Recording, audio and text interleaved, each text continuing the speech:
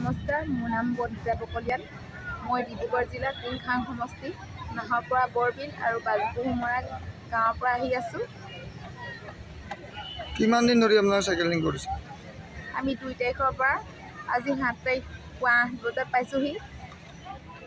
আপোনালোকে জুবিনৰ প্ৰতি মানে শ্ৰদ্ধা জনাই আহিছে। হয়, আপোনালোকে মানে কেনেকুৱা ধৰণৰ মানে অনুভৱ লৈ পেলাই আহিছে? আমাক যিহেতু ন্যায় দিয়া নাই, দিমকৈ দেখোন আজি দুমাহে হ'ব হ'ল। তেওঁ ন্যায় লাগে।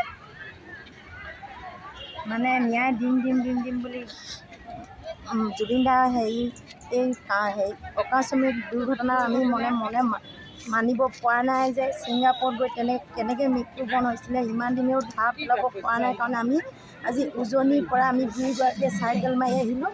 তেওঁ ন্যায় আমাক লাগে। আজি দিন কালি দিনকৈ সদায় গাপ দি ৰাখিছে।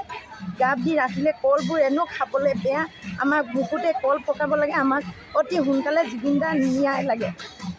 সেইটো কাৰণে আমি আজি ইমান দূৰৰ পৰা চাইকেলে যাত্ৰা কৰিছোঁ। যেনেকৈ এছ আখতে জুবিন দাৰ চব শেষ হৈ গ'ল। ময়ো সুৰভি চুতীয়া, সেই এছটোৱে ময়ো আজি উজনিৰ পৰা প্ৰতিবাদ কৰি আজি এইখিনিত পাইছোঁ।